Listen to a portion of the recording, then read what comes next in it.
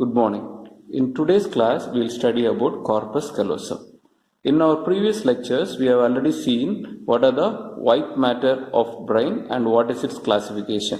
So today, we will study the most important commissural fiber, one of the most important and largest commissural fiber of brain, which is the corpus callosum. So this corpus callosum is actually connecting the two cerebral hemispheres. It's connecting the two cerebral hemispheres. So identical regions of the two cerebral hemispheres are connected by corpus callosum. So to introduce about corpus callosum, first we should tell where it is located. So already I told you about the location. It is located between the two cerebral hemisphere. And exactly at what position it is located. From the frontal pole, if you take, is located 4 centimeter behind. So it is located 4 centimeter behind the frontal pole, and if you take the occipital pole, it is almost located 6 centimeter in front of the occipital pole. So it is located almost 6 centimeter in front of the occipital pole and 4 centimeter in front of the behind the frontal pole. So next we should know what is the length of this commissural fiber. So the length of the corpus callosum is approximately 10 centimeter and it occupies almost half the length of the entire anteroposterior diameter of the brain. So where does it connect? Which all regions does it connect? So the corpus callosum connects the entire cerebral cortex, which is the neocortex, except for two regions. The lowermost and anteriormost part of the temporal lobe, except for the two regions, the lowermost and the anteriormost part of the temporal region, which is actually connected by the anterior commissure.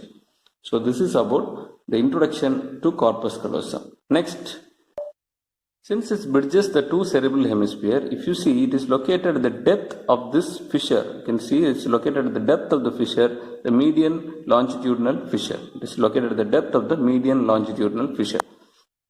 Next, coming to its parts. Parts can be studied by taking a section through the fissure. So, once we take a section, we can see this is the anterior end and this is the posterior end. As we already said, anterior end is located 4 cm behind the frontal pole and the posterior end is located almost 6 cm from the occipital pole. Now, what are the parts? You can see this bend is called the genu. This bend is called the genu and this is called the trunk, and this dilated part on the posterior aspect is the splenium. And there is a projection from the genu which is directed downwards and posteriorly, and which is called the rostrum. So this is called the rostrum. The rostral end will be ending in the anterior commissure and the lamina terminalis. So anterior commissure and the lamina. So ending there. It is ending in the anterior commissure and the lamina terminalis. Now, what is the shape of this corpus callosum? You can see it is somewhat like a C-shaped structure. If you see the inferior aspect of the C-shaped structure, it is giving attachment to this septum called the septum pellucidum, which will be attached to the inferior aspect of the, or you can tell it is attached to the concave inferior aspect of the corpus callosum, extending up to this projection fiber, which is called the fornix. So thus the septum pellucidum is related inferiorly. If you see the superior aspect, it is actually separated from this gyrus by the callosal sulcus. It is separated from the cingulate gyrus by the callosal sulcus, and you can see an important blood vessel which will be lodged on that sulcus, which is called the anterior cerebral artery. You can see this artery is the anterior cerebral artery, which will be starting from the circle of Willis, and it will be traveling all around the corpus callosum. You can see how it supplies. So that is the next related structure on the superior aspect.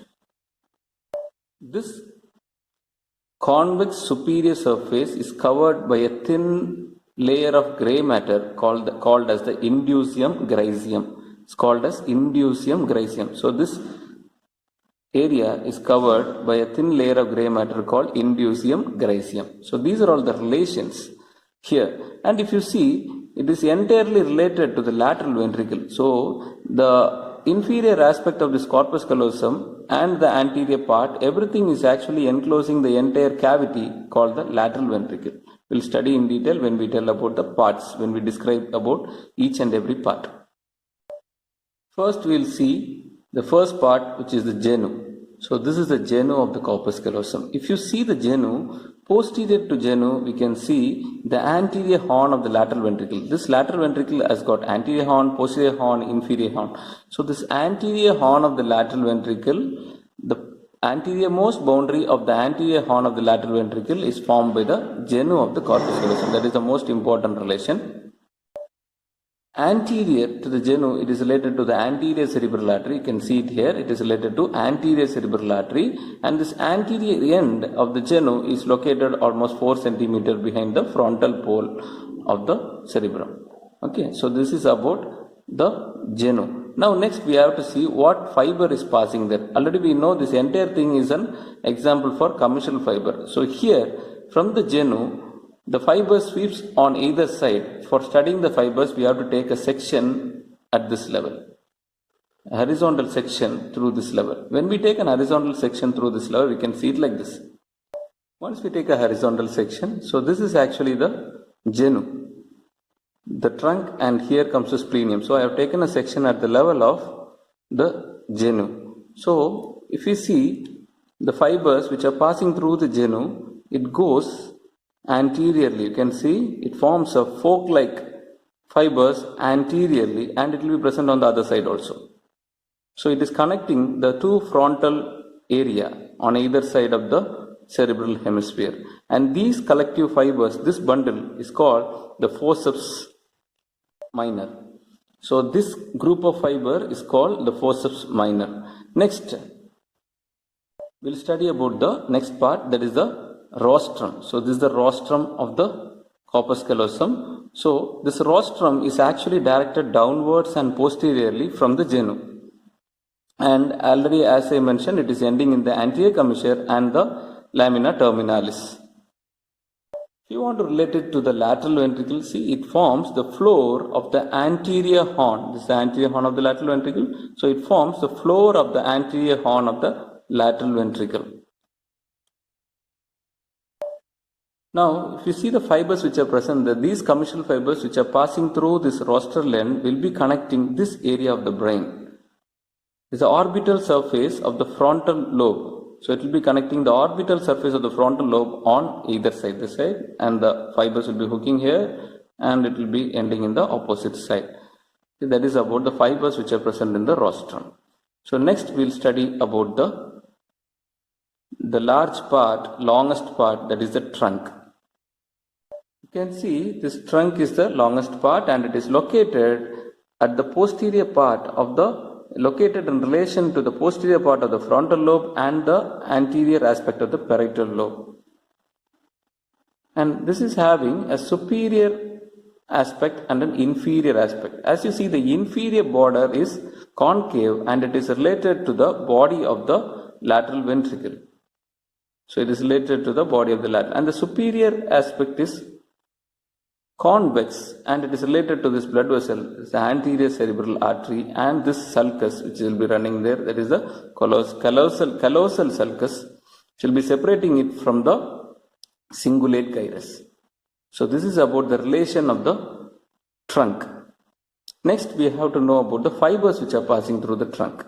So the fibers which are, to study the fibers, we have to take a section at the level of this trunk of the splenium. So after we take a section, let us see. Now the section is taken like this, horizontal section at the level of the trunk. You can see this is the trunk of the corpus callosum. So this is the trunk of the corpus callosum. As you see, this is actually the lateral ventricle. So it will be roofing over the fibers will be roofing over the lateral ventricle. The fibers will be roofing over the lateral. You can see there are so many horizontal fibers which are coming from the trunk, which will be connecting the two cerebral hemispheres. So these horizontal fibers will be intersecting with the corona radiata fibers, which will be coming superiorly, and from the cortex, which will go, whatever the fibers which are coming from the cortex towards the internal capsule, and the fibers which are coming from the internal capsule towards the cortex will form corona radiata fibers, and these fibers are intersected by these horizontal fibers which are connecting the two cerebral hemispheres. And next, the posterior most part of the trunk of the corpus callosum, the fibers does not intersect with the internal capsule fibers, that is the corona radiata fibers. So about that we'll study along with the splenium. So this is about the trunk of the corpus callosum. Next we'll study about splenium. The splenium forms the posterior end of the corpus callosum. It is dilated and a massive part of the corpus callosum. And this splenium is related to this lateral ventricle. And inferior to the splenium, it is related to this fissure and the blood vessels which are present there. And the blood vessels which are present here along with the pia mater form the tela choroidea. So inferiorly it is having tela choroidea, and this fissure which is present here is called the transverse fissure. So this transverse fissure contains the tela choroidea of the third ventricle. So this contains the tela choroidea of the third ventricle, and inferiorly it is also related to this posterior dilated part of this nucleus.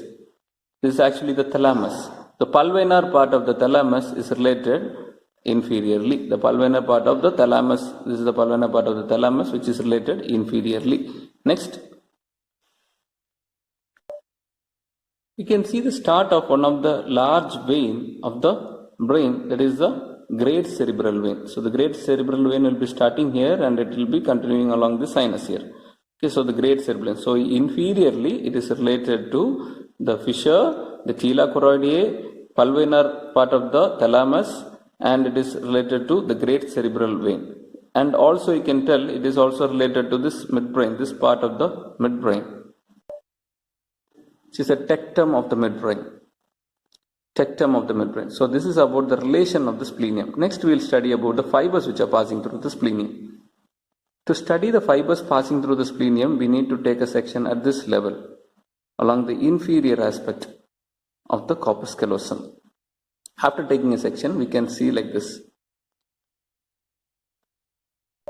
So now we are going to take a section at this level. You can see this is actually the Rostrum, Genu. This is the Genu, and this is actually the splenium. So it is cutting through the splenium. Once we take a section at the splenium, you can see actually this is the splenium. The fibers which are coming from there will be traveling backwards, which will form a bulge in the medial aspect, in the medial wall of the lateral ventricle. The medial wall of the posterior horn of the lateral ventricle, and this group of fibers which will be going towards the occipital pole will form a fork-like structure on either side, and this is called the forceps major, and this fiber is called the forceps major. And this bulged portion, the bulb which is formed on the medial wall of the posterior horn of the lateral ventricle is called bulb of the posterior horn. It's called the bulb of the posterior horn. Now we know the fibers which are coming from the splenium. There, one more thing we need to know, the splenium, the anterior aspect of the splenium and the posterior aspect of the trunk will give some of the fibers that we can see it here. Actually here will be the posterior part of the trunk which is actually missing because we have taken a section at the level of the splenium. So the posterior part of the trunk and the posteriormost part of the trunk and the anterior part of the splenium will give some fibers which will be going along the lateral aspect of the posterior horn of the lateral ventricle, and also it forms the roof. It also roofs over the posterior horn of the lateral ventricle, and also it forms the lateral wall of the inferior horn of the lateral ventricle. You can see this is the inferior horn of the lateral ventricle. It also forms the lateral wall of the inferior horn of the lateral ventricle. This group of fibers, and these group of fibers will not cut the corona radiata fibers. Already I said the horizontal fibers which are coming from the anterior part of the trunk will be cutting the corona radiata fibers. Here the fibers which are coming from the posterior part of the trunk and the anterior aspect of the splenium will not cut the corona radiata fibers, and it will be traveling lateral to that of the posterior horn of the lateral ventricle, and these fibers are called tapetum. It's called tapetum. So now just summary of the fibers which are passing. First, from the genu on either side we have the forceps minor. From the splenium, the posteriormost part of the splenium will have forceps major. Then on either side of the corpus callosum we have, on either side of the corpus callosum along the trunk, anterior part of the trunk will cut the internal capsule fibers, that is cut the corona radiata fibers. The posterior part of the trunk and the anterior part of the splenium will be roofing over the roofing and going lateral to that of the posterior horn of the lateral ventricle, and those fibers are called the tapetum. So these are all the fibers, the commissural fibers which are passing through the corpus callosum. Next we will study about the applied importance. To know the applied importance, we should know what is the function of corpus callosum. So, the main function of corpus callosum is interhemispheric transfer of information. If you see, the two hemispheres are connected by the corpus callosum, and hence the interhemispheric transfer of information is mainly done by the corpus callosum. So, because of this interhemispheric transfer of information, we can have a coordinated activity, mainly to bring about a response or to bring about an action which is required to be performed for a particular stimulus. What happens if the corpus callosum is divided like this? So the connection between the two cerebral hemispheres is lost, and this condition clinically it is called as split brain syndrome. It's called split brain syndrome. So our two cerebral hemisphere will act as if it is an individual brain, separate brain. To explain the applied importance, we will take one example. So we all know the dominant side of the brain is controlling our speech area. It's actually having our speech area. It's controlling our speech. So you just imagine this is the dominant side, which is most of the people, the left side of the brain is the dominant. For right-handed, most of the right-handed person, the left side of the brain is dominant. So in the left side of the brain, we have the sensory and the motor speech area. So this is the Broca's area, which will be having area number 44 and 45, Broca's area, and this is the sensory speech area, which is having area number 39 and 40. This is the primary auditory area number 41 and 42. And we can see this is a visual cortex, which is area number 17, 18 and 19. So now you know there are, other than the white matter, other than the commissural fiber, we also have association fibers. These association fibers will be associating all these areas by the connecting fibers. So because of these association fibers, whatever we hear as an auditory impulse and whatever we see as a visual impulse here will be processed in the sensory speech area, that is the vernix area. And after processing in the vernix area, the connected fibers through the Broca's area will get a proper response. So this is a normal mechanism. Now we will take visual impulse as an example to study the split brain syndrome. We all know this is the optic tract, and I have represented with orange color and green color fibers. These orange color fibers are taking the visual impulse to the left side of the brain, and this green color fibers are taking the visual impulse to the right side of the brain. It is area number 17, 18 and 19. Area number 17, 18 and 19. Now we will consider this he is a right-handed person, so left side of the cerebral hemisphere is dominant and right is his non-dominant side. Now you imagine only the impulse which are coming to the right side of the brain. You can follow this green. See this nasal side, that is the medial side vision of, or the, you can tell, the left sided vision of both the eyes. Left sided vision of the both eyes, only on the left hand side of both the eyes. The visual field is coming through this nerve fiber which is going to the right side of the visual cortex. So the impulse are coming from only the left side of both the eyeball, which is going to the right sided cerebral hemisphere. You just consider this person has got a split brain syndrome, whereas corpus callosum is divided. So now there is no interhemispheric transfer of information. So what he is seeing on his left sided vision can be perceived only on the right side. So he could see.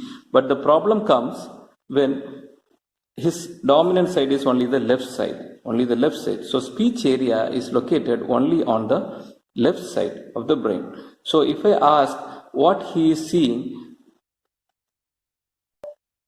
on the left side of his vision on either eye, he can't tell what he is telling, what he is seeing, because his speech area is located on its dominant side. That is at the left side of the brain. There is no interhemispheric transfer of information. So what he is seeing using his right side of the brain is not, he couldn't communicate the same thing with his left side of the brain, which is having the dominant speech area. Give one more example. For a right-handed person, the left side of the brain will be dominant. And this dominant area, that is the left side of the brain, will be having the speech area for that person. You just imagine, ask the patient to close the eyes and give a particular object which is already known to him on his left hand.